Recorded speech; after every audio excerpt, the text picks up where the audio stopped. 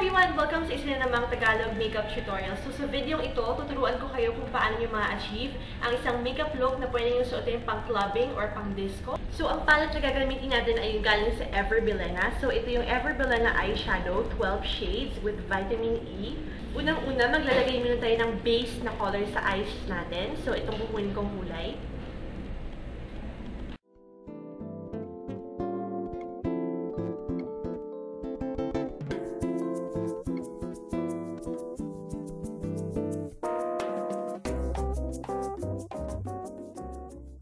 Ang next na kulay ay itong violet. Ilalagay natin ito sa ating crease.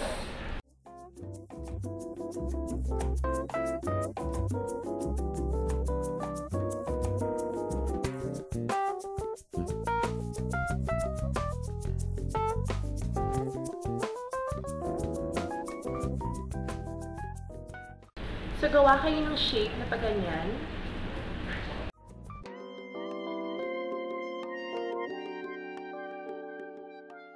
Ang next na kulay na kunin nyo ay itong gray na medyo black.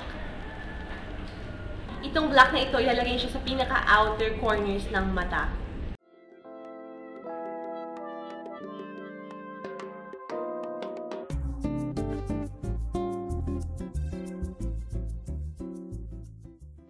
So, pangit pa siya tingnan kasi hindi pa natin na-blend. So, kuha lang kayo ng matabang brush at i-blend lang natin yung mga edges.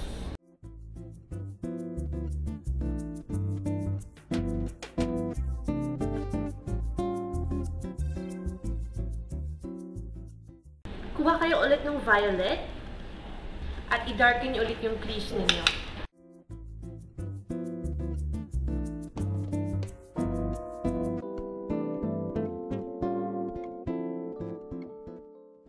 Ngayon, kuha kayo ng eyeliner brush. Kunin nyo yung black at linyahan nyo yung lower lash line nyo.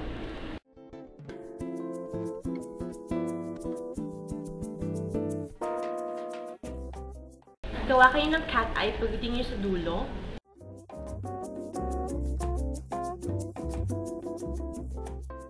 At iduktong nyo lang siya pabalik.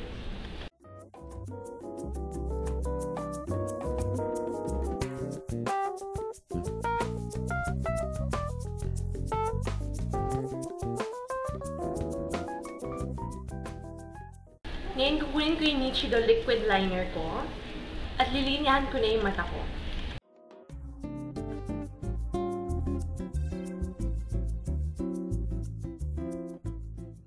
So, gawin yung guide yung ginawa nating powder na line dyan.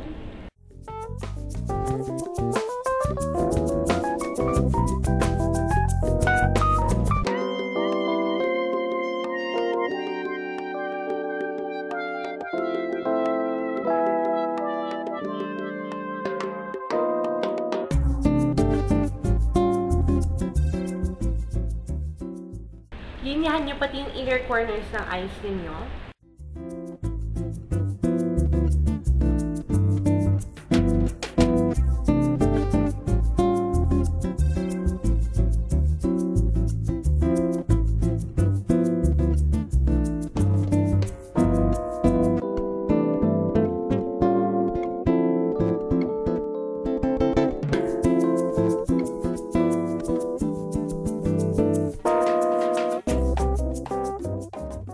Sunod, kuha kayo ng kahit anong black na eye pencil at mag-type line tayo.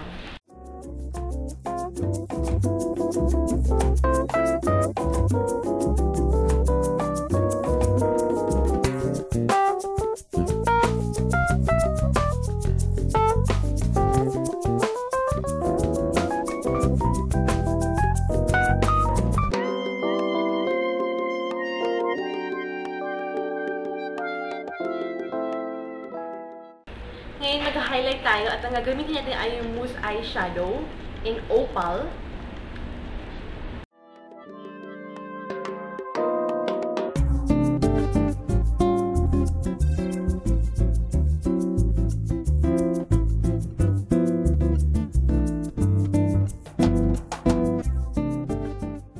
Ngayon, kukunin ko itong green na ito mula sa Ever Bilena Advanced Painted Desert Palette. At gagamitin ko ito para iset ang mousse na eyeshadow.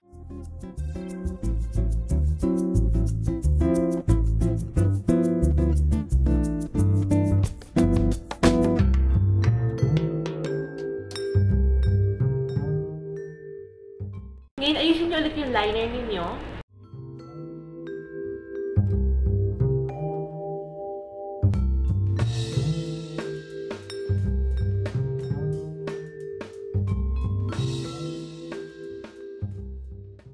Ngayon, mag-curl kayo ng lashes at maglagay ng mascara.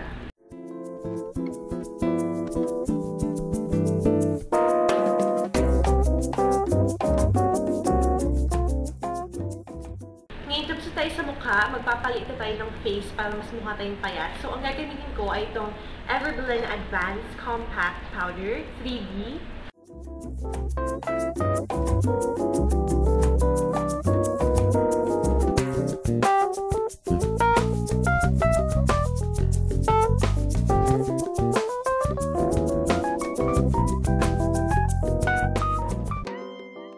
Ngayon, maglalagay tayo ng blush at ito yung Everblend na Blush Me. At ang shade niya ay nasa Madly.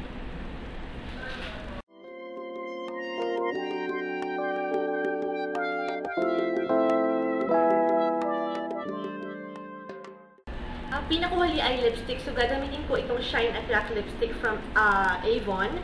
At ang shade nito ay nasa Cherry Pie.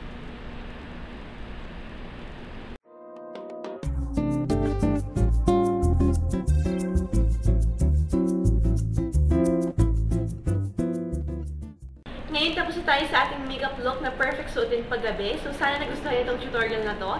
Lahat ng mga produktong ginamit ko ay lilista ko sa information box sa baba. Salamat sobra sa panonood at magkita-kita tayo sa susunod kong video.